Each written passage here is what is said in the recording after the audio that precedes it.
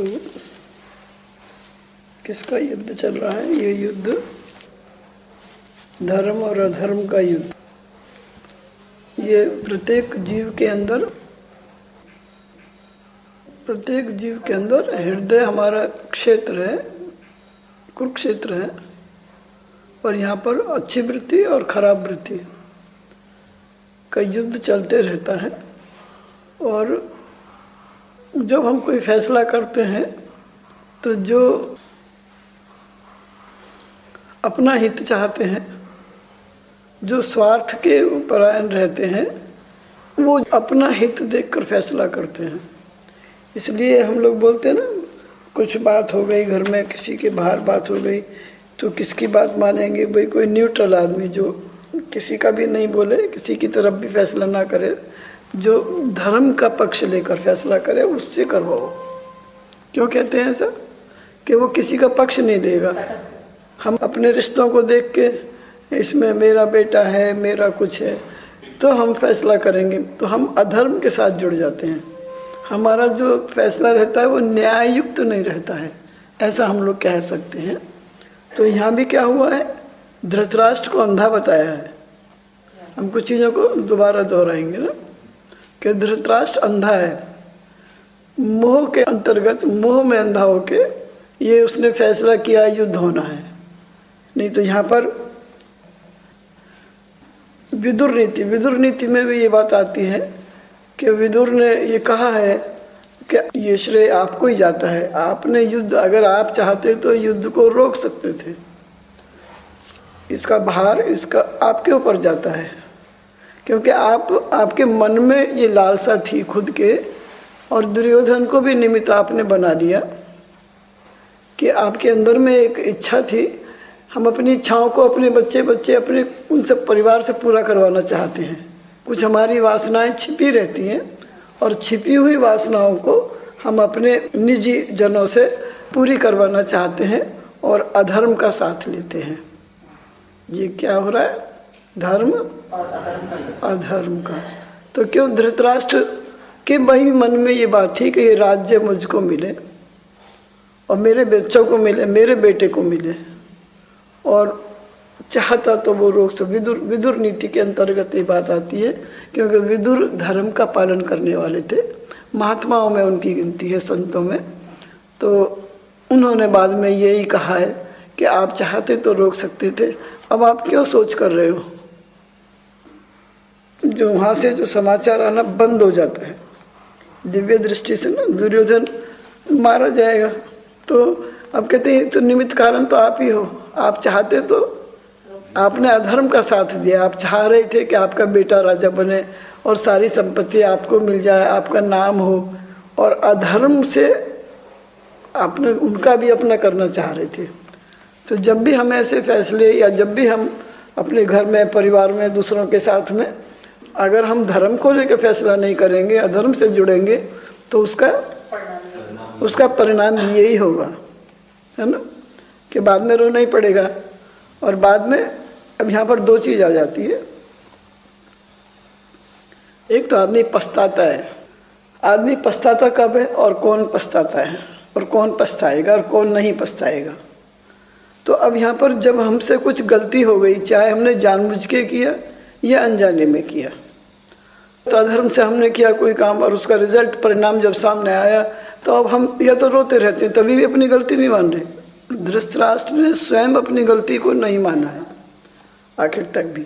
विदुर ने मनवाने की कोशिश की है कि अब तुम इनको आशीर्वाद तो दो, बाद में क्या होएगा। पर वो, क्योंकि जो अंदर की जो बोले वो युद्ध तो खत्म हो गया, मर गया दुर्योधन, वो सारे मर गए, वो तो खत्म हो गया, लेकिन मेरे क्षेत्र में युद्ध अभी भी चल रहा है। मेरे हृदय क्षेत्र में अभी समाप्त नहीं हुआ है युद्ध, क्योंकि ये तो अंत तक हमारे युद्ध चलता ही रहेगा। क्योंकि वो इच्छा पूरी नहीं हुई तो क्रोध है, हाँ, क्रोध है, और वो क्रोध सर्वनाश की तरफ ले जा रहा है, क्योंकि हमारा बुद्धि विवेक, हम मोह में अंधे हो चुके हैं, काम में अंधे हो गए, लोभ में अंधे हो गए, तो हम अपना ही स्वयं का नाश करते हैं। अब उसको क्या करेगा वो? लास्ट में क्या हुआ? सब मरेंगे, क्योंकि अधर्म का साथ दिया है। और फिर पश्चाताप होना और क्षमा, दो चीजें आ गई। तो आदमी पछताता है अपनी करनी पर सब नहीं पछताते, क्योंकि वो अगर मान लेता पहले ही तो उसको पछताना ही नहीं पड़ता। पर पहले अपने आप को सही मानते हैं, और किसी की भी समझाए से हमारी समझ में वो बात आती नहीं है, क्योंकि अभिमान भी है साथ में जुड़ा हुआ। पश्चाताप करना, पश्चाताप करके अपनी गलती फिर उसी से माफी मांगो। जिसका कवाड़ा किया, जिसका आपने अहित किया है, तो उससे ही क्षमा मांगनी पड़ेगी। लेकिन अभिमान हमारा जो है, लेकिन यहाँ पर दो चीज अब सामने आ गई। क्षमा कर देना, लेकिन यहाँ भी गांधारी से भी ये कहा जा रहा है कि तुम माफ कर दो। बोले मेरे तो सब मर गए, अब कैसे उनको वो कर, कैसे उनको आशीर्वाद दूं, अभी कुछ नहीं कर सकती बोले। और भगवान को तो श्राप दे ही देती है। तो जब आदमी अपनी जब इच्छाएं उसकी जो पूरी करना चाहता है हठपूर्वक, बलात् अधर्म से जिन इच्छाओं को हम पूरी करना चाहते हैं, और निमित्त कारण किसी को मान लेते हैं कि इसकी वजह से हमारी इच्छा पूरी नहीं हो रही है, तो हम उसका कितना अनिष्ट कर सकते हैं। ये हम अपना पूरा जोर लगाते हैं। हमारी जो शक्ति थोड़ी बहुत तपस्या भी वैसी करते हैं। तपस्या भगवान को खुश करने के लिए नहीं की जा रही है, यहाँ पर अपनी कामनाओं को दूसरे को मराने के लिए। ये उच्चाटन विद्या, एक उच्चाटन विद्या रहती है, उसमें अब तामसी तप है। ये उससे होएगा नहीं होएगा वो आगे की बात है। पर हम जो तप करते हैं तो उसके लिए कि भगवान उसको मरा दे, भगवान के लिए तपस्या नहीं करें कि भगवान दर्शन दे दें। तो वो जो हमारा मनुष्य जन्म है वो फिर और फिर हमारे लिए व्यर्थ, हमारा जीवन जो है व्यर्थ जाता है। ये इससे हमें शिक्षा लेने वाली बातें हैं कि ये धर्म युद्ध कैसे होता है, सबके अंदर में हो रहा है धर्म का। और जब हम अधर्म का साथ लेंगे, न्याय युक्त, हमारे अपने घर में बच्चे हैं, 2 बच्चे हों 4 बच्चे हों, अगर हमारे को कोई जमीन जायदाद बांटनी है तो कैसे बांटेंगे? किसी को कम ज़्यादा नहीं करना चाहिए, है ना।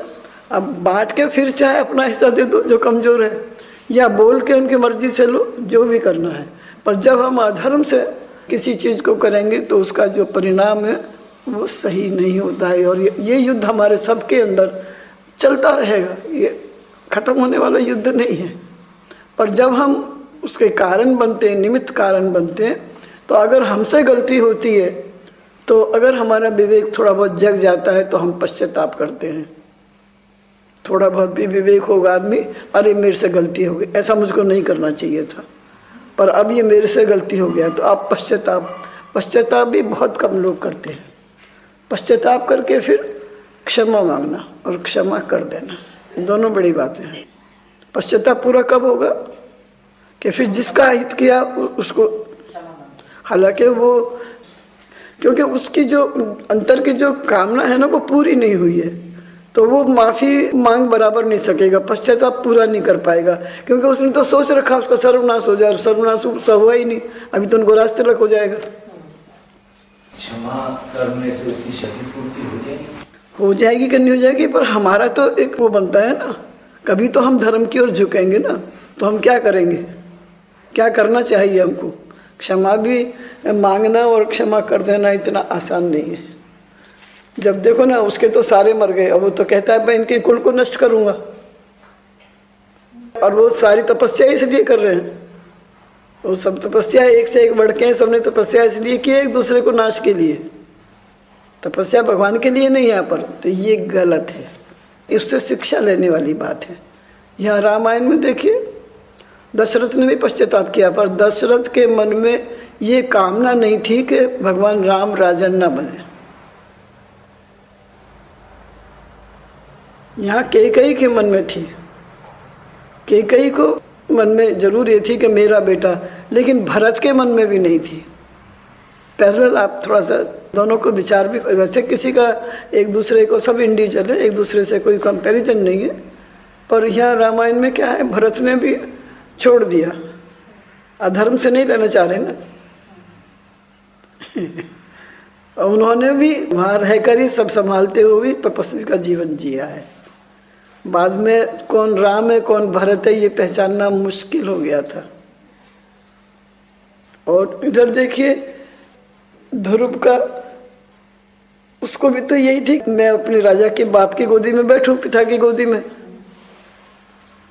जो माँ है या सुनीति है, सुनीति माने जो अच्छी नीति पर, जो धर्म पर चलने वाली है, ऐसी बुद्धि को सुनीति बोलते हैं।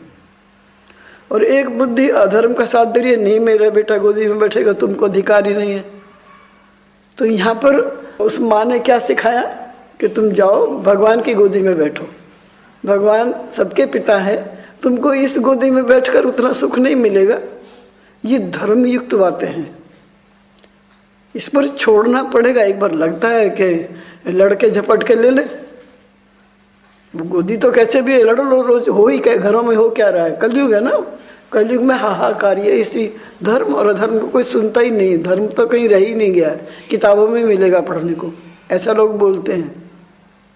क्योंकि करने में वो कष्टपूर्ण है, पर उसका परिणाम, क्योंकि हमको भगवान ने बुद्धि विवेक सभी दिया है और सबको पता है कि हमको जाना है। अब ये बीच का खेला है तो उसको धर्म के साथ खेलना चाहिए, धर्म में रहकर, धर्म के साथ प्रेरित होकर, नहीं तो उसका फिर रिजल्ट क्या है। एक तो अपनी बाद में भी वो तपस्या करने के लिए जाएंगे, कहाँ रहेंगे फिर। युधिष्ठिर वो लोग सब तैयार है कि नहीं नहीं नहीं, आप तपस्या करने के लिए जंगल में मत जाओ, हमारे साथ में रहो। फिर भी वो थोड़े से दिन के बाद में चुपचाप निकल जाते हैं विदुर के साथ तपस्या करने के लिए, पश्चाताप करने के लिए, फिर भगवान प्राप्ति के लिए तपस्या किए, उससे पहले नहीं। क्योंकि अब बोले तुम देखो ये तुम कैसे वो हो, तुम इन्हीं का अन्न खा रहे हो और तुमने इन्हीं का खराब किया था पहले, तुम्हें यहाँ रहने का राइट ही नहीं है, यहाँ रहने का तुमको राइट ही नहीं है। तुमने जब तुम देखते रहे द्रौपदी का और वो सब तुम्हारे कितना अनर्थ हुआ है, वो सब देखते रहे। अब और तुम इनकी सेवा ले रहे हो और ये तुमको कितने प्रेम से रख रहे हैं। ये एक और पश्चाताप, एक तो पश्चाताप अपने किए हुए का, तभी भगवान राम ने यहाँ दोनों को पैरेलल चला दिया। तभी भगवान राम जब वनवास से लौटे हैं तो वो विचार कर रहे हैं कि मैं सबसे पहले कैकेयी माँ से मिलूंगा। क्यों? कि उनके मन में ये विचार ना आ जाए कि मैंने वनवास दिया था और ऐसे, तो इसलिए सबसे पहले मैं उनसे मिलूंगा।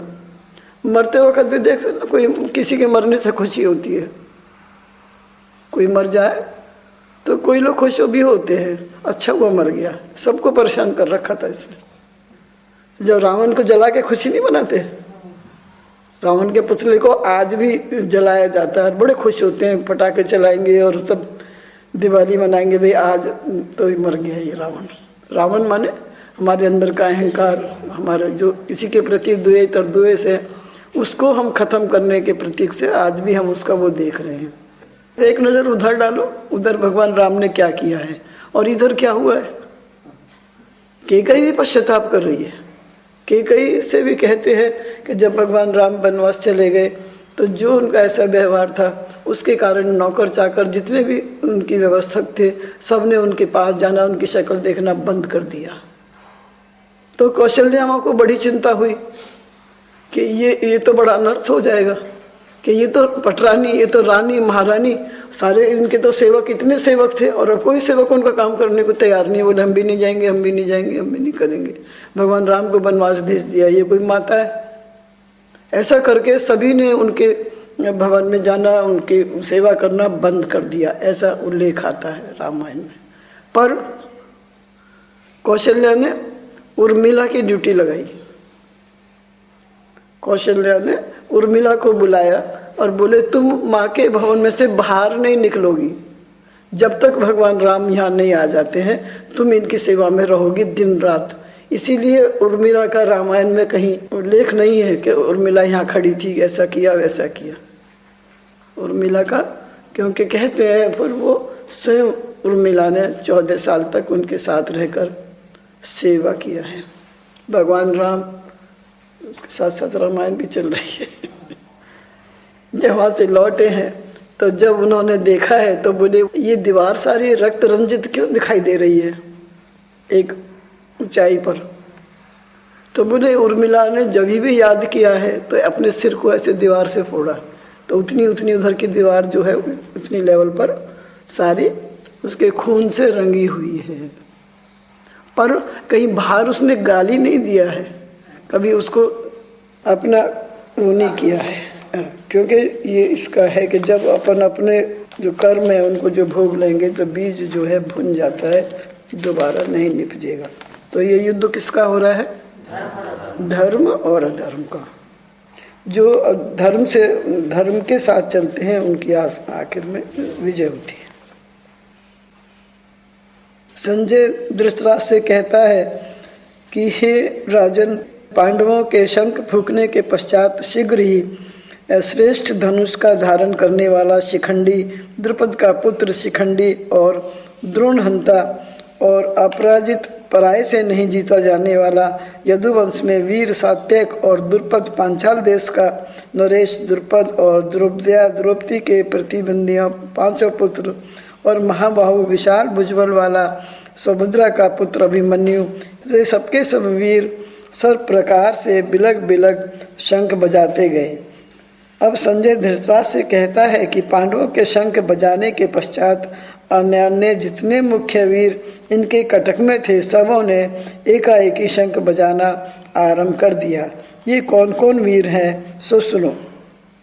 परम विशाल धनुष के धारण करने वाले काशी नरेश ने शंख फूंका। ये नरेश पांडवों के विषय संबंधी थे, क्योंकि इन्हीं के पूर्वज की कन्याओं से पांडवों के दादा भीष्म के छोटे भाई विचित्रवीर्य का विवाह हुआ था। तब से आज तक संबंध चला आता था। इसी कारण यह इस समय पांडवों की सहायता करने उचित जान पांडव दल में अपना सारा कटक लेकर आन पहुंचे थे। तत्पश्चात शिखंडी ने भी अपना शंख फूंका।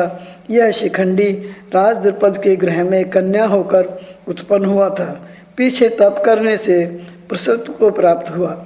स्त्री रूप में इसके जन्म लेने का कारण यह है कि जिस समय भीष्म देव अपने छोटे भाई विचित्रवीर्य के विवाह निमित्त काशी राज की 3 कन्याएं अम्बा, अंबिका और अम्बालिका को स्वयंवर से जीत लाए थे, उस समय अम्बा ने भीष्म से कहा कि मैं तो पहले से ही शालूराज की वर चुकी हूँ और अपना पति बना चुकी हूँ, इसलिए यदि अब मैं दूसरा पति करूँगी तो मेरा पतिव्रत धर्म नाश हो जाएगा।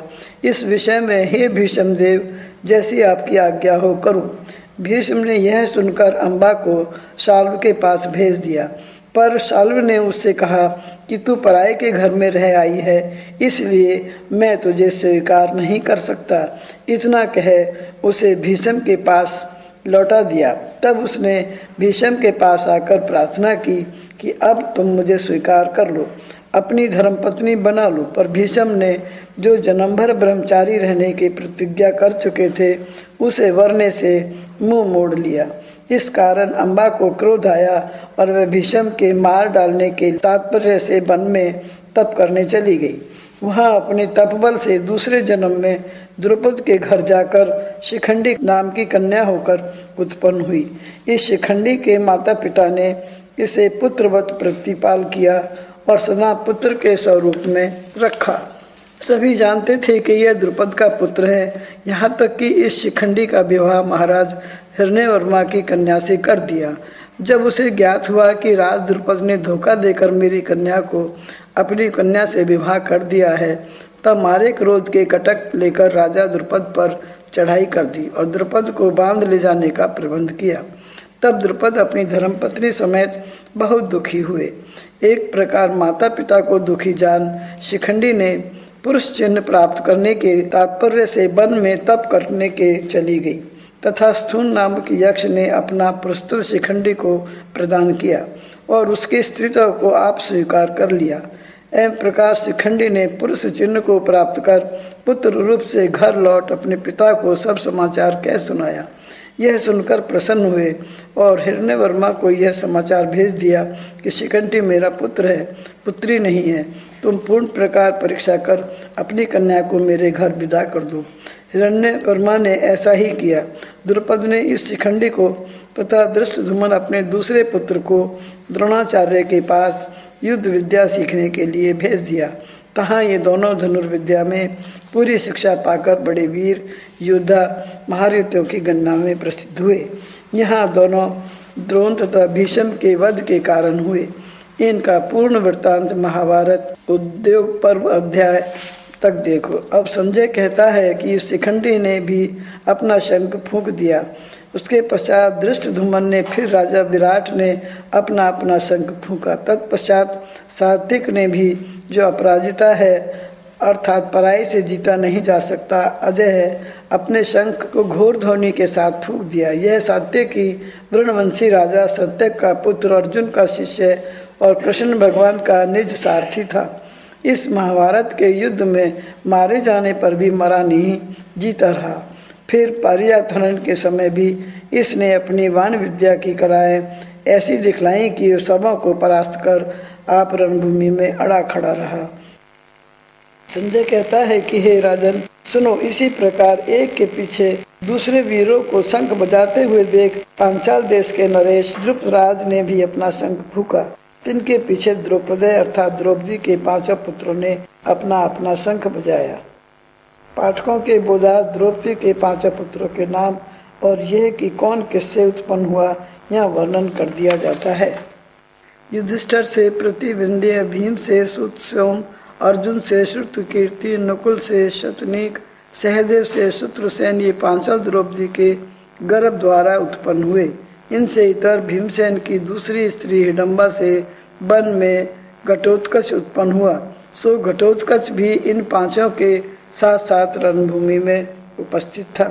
मुख्य अभिप्राय संजय के कहने का यह है कि प्रतिविंध्यादि द्रौपदी के 5 पुत्रों ने बिलक बिलक शंख बजा दिए। तत्पश्चात सुभद्रा के पुत्र अभिमन्यु और अन्य सब वीरों ने अपना अपना शंख बजा दिया।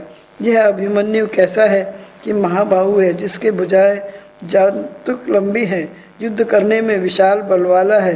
क्योंकि महाभारत युद्ध में जिस चक्रव्यूह को कोई पांडव वीर भेदन करने का साहस न कर सका, उसे यह बच्चा अभिमन्यु, जो श्री कृष्ण महाप्रभु का परम प्रिय अपना भांजा था, भेद कर अकेला ही घुस गया था।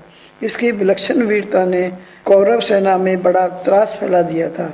पर जब यह लड़ते लड़ते विरत हो गया और इसके हाथ में एक शस्त्र भी न रहा, तब परम निर्लज्ज, निर्दयी, अन्यायी और अधर्मी कौरव वीरों ने इसके सिर पर ऐसी निष्ठुरता का साथ गदा मारी कि जिसकी चोट यह सह न सका, गिर कर सर्वलोक को सिधार गया। युद्ध में जब कोई वीर रथ से रहित हो जावे और कोई शस्त्र उसके हाथ में ना रहे, तो उसे मारना अधर्म है। अब संजय कहता है कि हे राजा धृतराष्ट्र, इन पांडव दल के वीरों के शंख बजाने के पश्चात क्या हुआ सो सुनो। संजय कहता है कि हे राजा धृतराष्ट्र, तुम्हारे पुत्रों के दल के शंखों की ध्वनि से पांडवों को तो तनका भी भय न हुआ, पर पांडव दल के वीरों को पांचजन्य, देवदत्त, पौंड, अनंत विजय, सुघोष, मणिपुष्पक तथा अन्य शंखों के भयंकर शब्दों ने तुम्हारे पुत्रों के तथा कौरव दल के वीरों के हृदयों को तो फाड़ ही डाला। जैसे सिंह के गरजने से सब के सब जीवों का हृदय मारे भय से कांपने लग जाता है, सब अपनी जान लेकर भाग जाने के लिए इधर उधर तकने लगते हैं। इसी प्रकार कौरव वीर दाएं बाएं भागने का मार्ग देखने लगे, क्योंकि ये ध्वनि समीप के पर्वतों से टकराकर आकाश से पृथ्वी पर्यंत ऐसी गूंजी कि सबों के कान बहरे हो गए और ऐसा बोध हुआ कि प्रलय काल का आरंभ होने वाला है। आज ही पृथ्वी टूटकर रसातल जाने वाली है तथा सब पर्वत एक दूसरे से टकराते हुए चूर चूर होना चाहते हैं। इस घोर ध्वनि को सुनकर पर्वत के पशु पक्षी कंदराओं को त्याग कर बाहर भागने लग गए। कंदरा निवासी सर्पों ने फुत्कार भरना आरंभ कर दिया। व्याघ्र, सिंह, भेड़िए इत्यादि चीख मारने लग गए। बानर समूह वृक्षों की डालियों से चिपट गए। पक्षी घोंसलों को छोड़ छोड़कर आकाश की ओर भाग चले। मुख्य अभिप्राय यह है कि इस घोर ध्वनि ने सर्वत्र आकाश से पृथ्वी पर्यंत खलबली मचा दी। भला ऐसी दशा में अन्यायी कौरवों का हृदय कैसे स्थिर रह सकता था। यह संजय ने जो थोड़ी देर पहले धृतराष्ट्र के प्रति यह वार्ता स्पष्ट रूप से कह सुनाई है कि कौरव दल के वीरों के शंखनाद से पांडवों को तनक भी क्षोभ न हुआ, पर पांडवों की शंख ध्वनि कौरवों के हृदयों को बिदार डाला। इतना कहने से संजय का मुख्य अभिप्राय ये है कि धृतराष्ट्र भली भांति समझ जावे कि मेरे पुत्र बड़े अधर्मी और अन्यायी तथा लोभी हैं। अन्याय का डंका बहुत दिनों तक नहीं बचता। पूर्व जन्म के पुण्य उदय होने से कुछ दिनों के लिए अन्यायियों को सुख हो तो हो, पर अंत में दुखों के ताप से जलना पड़ता है। अपनी कीर्ति की कर्मनाशा नदी में डूबकर मरना पड़ता है। अधिक कहाँ तक कहूँ, अंतकाल हाथ मलमल पछताते हुए चिरकाल पर्यंत नरक का दुख भोगना पड़ता है। सो हे राजा धृतराष्ट्र, तुम्हारे पुत्र अन्यायी होने के कारण युद्ध में कदापि न जीतेंगे, क्योंकि यह कुरुक्षेत्र धर्म क्षेत्र इसी कारण कहलाता है कि यहाँ केवल धर्मात्माओं की ही जय लाभ होती है। संजय कहता है कि हे राजा धृतराष्ट्र, इस प्रकार दोनों दल वाली घोर शंख ध्वनि के सुनने के पश्चात युद्ध करने के लिए धृतराष्ट्र के पुत्र दुर्योधन आदि को युद्ध आरंभ के समय शस्त्र समुदाय के छोड़ने में तथा छूटे हुए शस्त्रों के सम्मुख तत्पर होने पर महावीर स्वरूप करके विराजमान ध्वजा वाला अर्जुन अपने धनुष को उठाकर श्री कृष्ण भगवान के प्रति वचन बोलता भया, हे यक्षित भगवान श्री कृष्णचंद्र, दोनों कटकों के मध्य बीच में मेरे रथ को स्थापित खड़ा कर दो। जब उस प्रकार दोनों दल वालों शंख फूंक फूंक कर युद्ध में प्रवृत्त होने के लिए तैयार हो गए, तब कपिध्वज अर्जुन ने, जिसकी ध्वजा पर श्री महावीर जी स्वयं बैठे हुए रथ की रक्षा कर रहे हैं, धृतराष्ट्र के पुत्र दुर्योधन, दुशासन आदि को तथा उनके सब वीरों को युद्ध करने के लिए व्यवस्थित देखकर क्या किया सो सुनो। पांडवों के चित्त में तो यह आशा थी कि मेरे दल के वीरों के शंखों के शब्दों को सुन अवश्य कौरव दल चाहे पलायमान हो जाएंगे चाहे संधि कर लेंगे, पर ऐसा नहीं हुआ। इतना तो अवश्य हुआ कि जिस पांचजन्य शंख की घोर ध्वनि सुन अन्य की तो क्या गणना की जावे, श्रम ब्रह्मादि भी थर्रा जाते हैं, और जब भगवान कोप कर बजाते हैं तो सारा ब्रह्मांड दलाकर लौटपट हो छिन्न भिन्न हो जाता है, अर्थात प्रलय हो जाता है। इस पांचजन्य शंख की घोर कोलाहल को सुन किस वीर का ऐसा कलेजा था कि रण में खड़ा रहे। भगवान की असीम ब्रह्म सत्ता तो बिलग रखो, यदि उनके इस कृष्ण रूप ही के बल की ओर देखा जावे तो ज्ञात हो जाएगा कि कौरव दल में भीष्म और द्रोण भी सामना नहीं कर सकते थे, क्योंकि शास्त्रों में जहाँ बल की गणना की गई है वहाँ तो दिखलाया गया है कि भरत से कई गुना अधिक बल दशरथ को, दशरथ से गुण अधिक बल भीष्म को, और भीष्म से गुण अधिक बल द्रोणाचार्य को, अधिक बल परशुराम को, और परशुराम से गुण अधिक बल श्री कृष्ण को है। तहाँ ऐसा कहा है कि नास्तिक श्री कृष्ण से अधिक बलवान कोई दूसरा नहीं है। इस बल की गणना के देखने से प्रत्यक्ष समझ में आता है कि द्रोण 10 करोड़ गुना अधिक और भीष्म से 10 खरब गुना अधिक बल श्री कृष्ण को है। फिर कौरव दल में इन दोनों से इतर दूसरा कौन बली था जो भगवान श्री कृष्ण के पांचजन्य शंख का घोर शब्द सुन स्थिर रह सके। इस कारण पांचजन्य शंख तो सबों को पलायन कर दिया होता, भीष्म और द्रोण भी न जाने कहाँ छिप जाते, पर इन सबों का इतना ज्ञात हो गया था कि कृष्ण भगवान यह प्रण कर चुके हैं कि इस युद्ध में शस्त्र नहीं धारण करेंगे। इसी कारण कौरव दल के वीर स्थिर रह गए और युद्ध के लिए तैयार हो गए। रिपु दल को युद्ध के लिए सुसज्जित देख अपनी शस्त्र समूह के प्रहार करने में तत्पर होने के तात्पर्य पांडव वीर अर्जुन ने झट अपना धनुष उठा लिया और चाहा कि वानों की बौछार से कौरव दल को ढक दूं, पर ना जाने उसके चित्त में कैसा संकल्प उदय हो गया कि वानों की बौछार करना न स्वीकार कर केवल धनुष को उठा। हे राजा धृतराष्ट्र, इंद्रियों के स्वामी तथा सबों के अंतर्यामी श्री कृष्ण भगवान की पूर्ति यह वचन बोलता भया, हे अच्युत, दोनों दलों के बीचों बीच जहाँ से दोनों दलों के वीर मेरे देखने में आवे रथ को खड़ा कर दो। यहाँ भगवान को अच्युत कहकर पुकारने से अर्जुन का मुख्य अभिप्राय यह है कि कदाचित भगवान ऐसा न कह पड़े कि ऐसे कोमल समय में जबकि भीष्म, द्रोण इत्यादि वीर वाहन के छोड़ने पर तत्पर हो रहे हैं, हे अर्जुन, तू अपने व्यूह से निकल बाहर रथ स्थापन करने को क्यों कह रहा है? ऐसा करना युद्ध विद्या की रीति से विपरीत है। ऐसा करने से शत्रुदल तुझको अकेला जान तुझ पर टूट पड़ेंगे और तेरे रथ को गिराकर तुझे ले जाएंगे। इसी शंका की निवृत्ति के तात्पर्य से अच्युत एवं विशेषण का उच्चारण कर भगवान को अपने स्वरूप का स्मरण दिलाता है। यह भगवान आप अच्युत है, इस कारण किसी भी काल में किसी देव देवी से तथा किसी अस्त्र शस्त्र से कदाचित च्युत नहीं हो सकते, अर्थात गिर नहीं सकते। किसी को भी ऐसी शक्ति नहीं है कि आपके स्वरूप को च्युत कर सके। जब ऐसा अच्युत होकर आप मेरे रथवान हो रहे हैं और मेरे चारों घोड़े का भाग आपके हाथ में है, तो फिर मुझे भय कैसा? आपके रहते मेरे रथ को व शरीर को कौन गिरा सकता है? क्योंकि सिंह के शरण में रहने वाला भी सिंह ही होता है।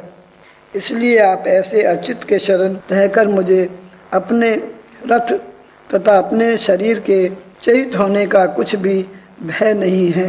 इस कारण हे अच्युत भगवान, आप निशंक होकर मेरे रथ को दोनों सेनाओं के मध्य स्थान में खड़ा कर दें।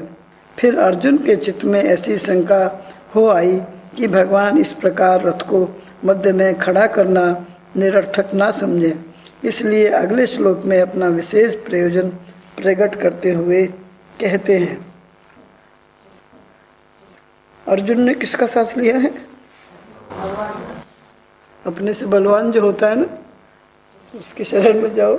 एक अभी दृष्टांत एक याद आ रहा है कि एक बार एक बकरी रास्ता भूल गई जंगल में और वो अकेली पड़ गई। अब अकेली पड़ गई तो अब शाम भी हो गई, अब अकेले कहाँ जाए? अब शाम में तो कोई शेर आएगा और उससे हाथी, बलवान सब बहुत लोग आएंगे। अब अपने को कैसे क्या करूं? तो कह रही है, यहाँ जंगल का राजा कौन होता है? शेर। बस हम उसकी शरण में चले जाते हैं।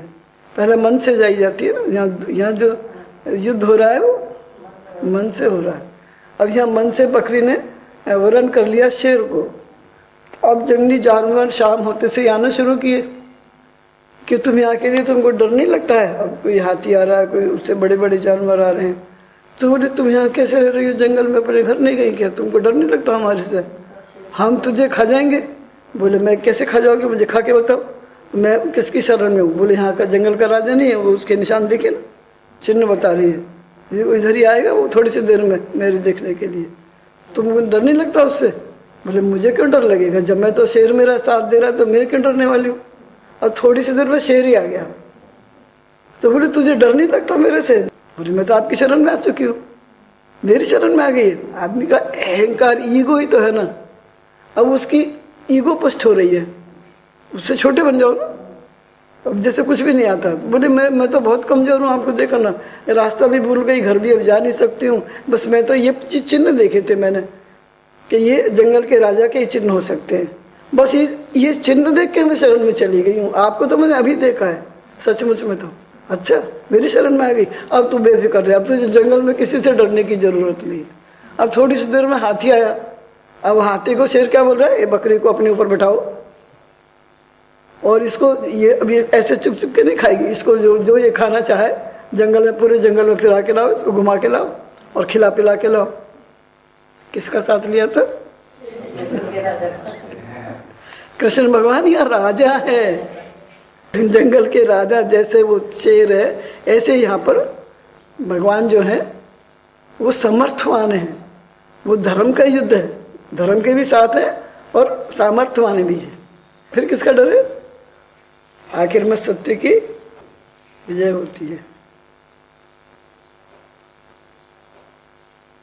हे भगवान, इस प्रकार दोनों दलों के मध्य रथ के स्थापन करने से मेरा यह विशेष प्रयोजन है कि मैं दोनों दलों के उन वीरों की ओर देखूं जो इस धर्म क्षेत्र में युद्ध करने की इच्छा से आ खड़े हुए हैं, जिनके चित्त में युद्ध का उत्साह बढ़ा हुआ है, कि एक दूसरे की ओर इस इच्छा से देख रहे हैं कि पहले कोई वीर शस्त्र छोड़े तो उसे हम लोग भेद कर टुकड़े टुकड़े कर डालें। इस कारण हे देव, आप मेरा रथ ऐसे स्थान पर खड़ा कर रखें जहाँ से इन सब युद्ध करने वाले वीरों की स्थिति देखूं, और इतने काल पर्यंत खड़ा रखें जब तक इन वीरों को पहचान न लूं। हे भगवान, यदि आपको यह शंका हो कि तू तो युद्ध करने वाला है, देखने वाला नहीं है, देखने से तुमको क्या लाभ होगा, तो हे प्रभु, विशेषकर मेरा तात्पर्य यह है कि स्वयं मुझको किन वीरों के साथ तथा किन वीरों को मेरे साथ युद्ध करना है, अर्थात परस्पर बंधु बांधवों के इस उद्योग किए हुए युद्ध में मैं कैसे बलवान योद्धाओं के साथ लड़ रहा है, सो देख तो लूं। यह युद्ध किसी अन्य शत्रु के साथ नहीं है, अपने ही संबंधियों के साथ है। इसी कारण अपने ही बंधु बांधवों ने इस रण का उपयोग किया है। दया सागर, मेरी इस दृढ़ लालसा हो रही है कि मैं अपने नेत्रों से अपने ही भाई, काका, चाचा, बाबा, दादा इत्यादि को एक बार देख लूं कि कौन कौन इस रण में मेरे साथ युद्ध करने को उपस्थित है, तथा किन अपने संबंधियों के साथ मुझे सारी लज्जा और मोह माया परित्याग कर युद्ध करना पड़ेगा। अब अर्जुन केवल अपने बंधु वर्गों को ही नहीं, वरु अन्य भी जितने दुष्ट और दुर्बुद्धि वीर दुर्योधन की सहायता के लिए आए हैं, उन्हें देखने की अभिलाषा से कहता है कि अर्जुन कहता है कि हे दया सागर, आप तो सदा हम दोनों दल वालों की भलाई चाहते हैं, पर अब तो मुझे ये निश्चय हो गया कि इन मूर्खों ने जब आपकी आज्ञा न मानी तो इनके प्रारब्ध अत्यंत खोटे हैं। अब संधि का तनिक भी आशा नहीं है।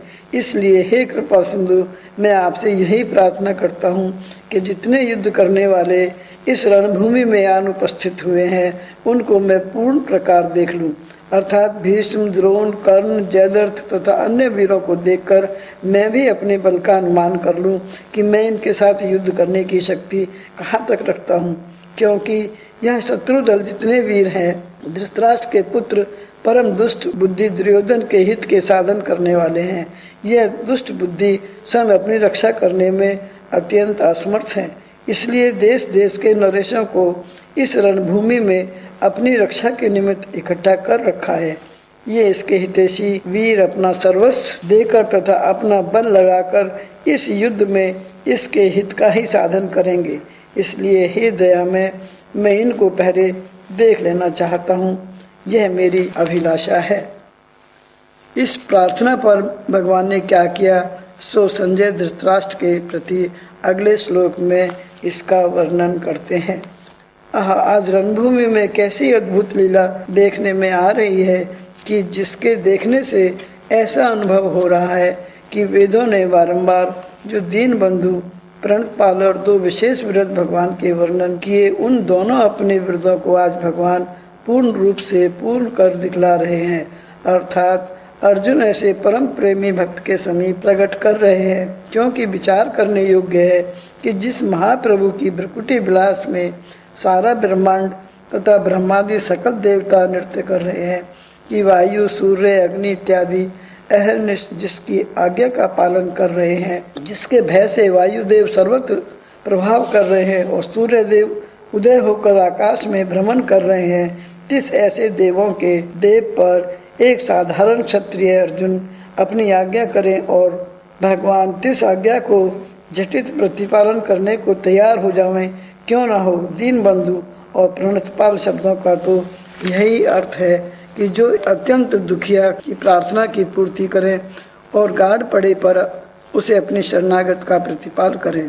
संजय धृतराष्ट्र को भगवान की भक्त वत्सलता दिखाता हुआ कहता है, यह भारत अर्थात हे राजा धृतराष्ट्र, तुमको जो भरतवंशी की मर्यादा के रखने वाले कुरुवंश में शिरोमणि होने के कारण अपने मन में संधि का विचार कर रहे हो, सो तुम्हारे पुत्र दुर्योधन भगवान की बात न मानकर भगवान के हृदय को इस प्रकार रुष्ट कर दिया है कि अब वे चाहे पृथ्वी इधर से उधर हो जावे, पर भगवान श्री कृष्णचंद्र इस महाभारत युद्ध को अर्जुन के द्वारा संपादन करवाएंगे और सारथी बनकर उसकी आज्ञा में तनिक भी विलंब न करेंगे। सो हे राजन, मैं तुमसे क्या कहूँ, सुनो।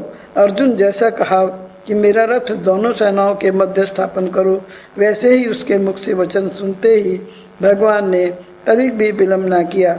झट रथ को रणभूमि के मध्य स्थान में करा दिया। यहाँ संजय ने जो धनंजय, पार्थ, कुरुनंदन, क्रीट इत्यादि अर्जुन के अन्य नामों ने कहकर गुड़ाकेश ऐसा विशेषण लगाया, इसका मुख्य अभिप्राय ये है कि अर्जुन निद्रा को अपने वश में रखता है।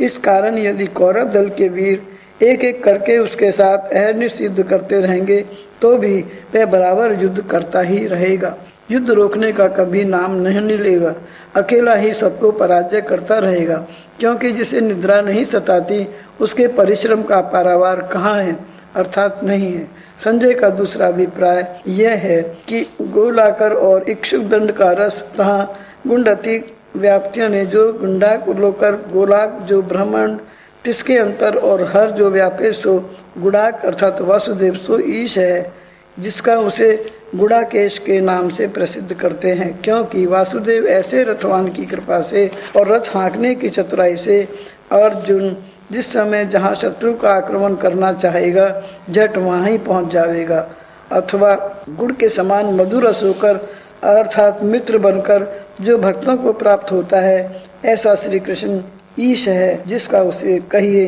गुड़ाकेश। अर्जुन इसलिए है, हे राजा धृतराष्ट्र, अर्जुन की जीत होगी, निश्चय जानो। यहाँ इन अर्थों से संजय का अभिप्राय ये है कि धृतराष्ट्र को पूर्ण प्रकार विश्वास हो जावे कि अर्जुन अवश्य महाभारत युद्ध में जय लाभ करेगा। तीसरा अभिप्राय भी थोड़ा थोड़ा मानने योग्य है कि अर्जुन गुड़ाकेश है, अर्थात गुड़ा मुद्रा के समान घुघरारे जैसे केश हैं और स्वरूपवान भी है। इस पर श्याम सुंदर के संग इसकी शोभा और भी अधिक हो रही है। इस कारण जब तक शत्रु दल के वीर इन दोनों की सुंदरता पर मोहित हो वाहन प्रक्षेपण करने में विलम्ब करेंगे, तब तक ना जाने वह कितने शत्रुओं का वाहनों से मार गिराएंगे। इस प्रकार संजय अर्जुन को गुड़ाकेश कह अपने अंतःकरण के अभिप्रायों को प्रकट करता हुआ धृतराष्ट्र को यह उपदेश कर रहा है, अब भी मेरा कहना मानो, अपने पुत्रों को संधि करने की आज्ञा भेज दो, आगे जैसी तुम्हारी इच्छा हो करो। अर्जुन की प्रार्थना स्वीकार कर सच्चिदानंद भगवान ने क्या किया सो सुन लो।